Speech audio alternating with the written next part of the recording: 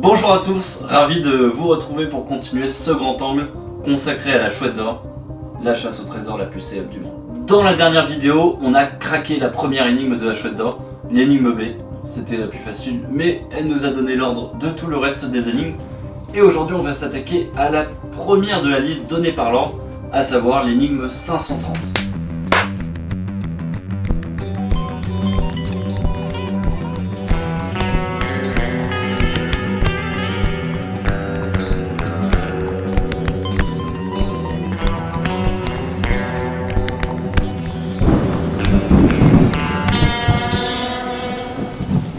Alors cette énigme c'est quoi? Eh bien c'est une charade intitulée Ouverture, avec pour visuel un coq qui chante sur la France en arrière-plan.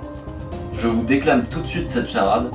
Mon première moitié de la moitié du premier âge précède mes second et troisième cherchant leur chemin. Mon quatrième s'inspire, mon cinquième est en rage mais sans protester, suit mon quatrième et l'alpha romain. Mon sixième aux limites de l'éternité se cache. Mon septième dressé crache son venin. Pour trouver mon tout, il suffit d'être sage, car la vérité, en vérité, ne sera pas affaire de devin. Alors, penchons-nous directement sur la résolution de cette énigme avec la solution communément admise. Le premier âge, c'est peut-être bébé, et donc la première syllabe de bébé, c'est B, donc la lettre B.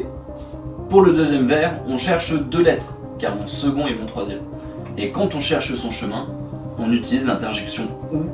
Donc O et U sont les deuxième et troisième lettres. Pour mon quatrième, ce qui s'inspire c'est l'R, donc la lettre R, sans difficulté. Mon cinquième est en rage mais suit mon quatrième, donc suit le R qu'on a trouvé précédemment. Et l'alpha romain c'est le A, donc il suit dans le mot rage, le R et le A, c'est donc la lettre G. Aux limites de l'éternité, la première et la dernière lettre de l'éternité c'est la lettre E, donc mon sixième est la lettre E.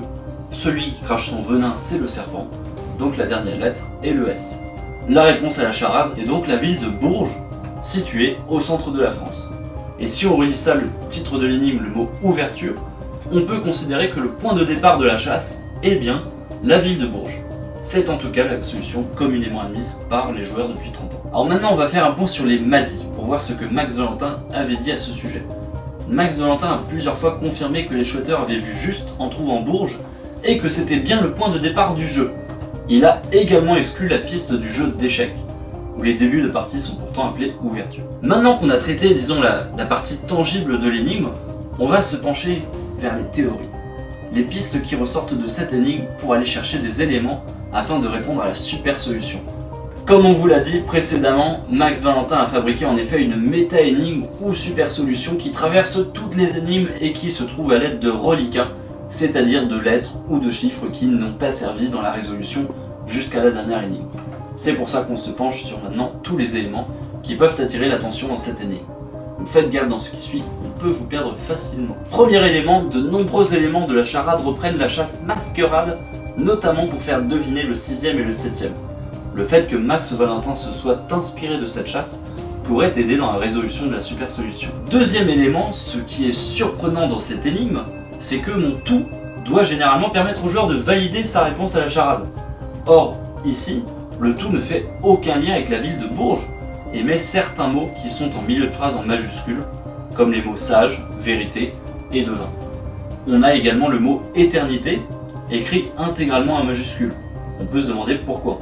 Et il y a beaucoup de pistes qui ont été développées à ce sujet, on vous en parlera plus spécifiquement dans une autre vidéo. Troisième et dernier élément, sage, vérité et devin sont donc inscrits en majuscules comme on l'a vu. Or si on prend juste les majuscules, ça nous donne SVD. En latin, SVD se lit sud, car le U s'écrivait comme un V. Dans des chasses précédentes, comme le Testament de Florence B, on retrouve des indications de boussole et de mètres à parcourir dans la super solution construite par Max Valentin. Faudra-t-il creuser vers le sud depuis un point précis? Un lieu remarquable. Ce sera toute la nourriture intellectuelle qu'on vous donne dans cette vidéo. On a très hâte de vous retrouver dans la prochaine vidéo où on s'attaque à l'énigme 780. N'hésitez pas toujours à mettre des commentaires ou à vous abonner si vous aimez notre travail et à nous suivre sur les réseaux Unsolved. A très bientôt.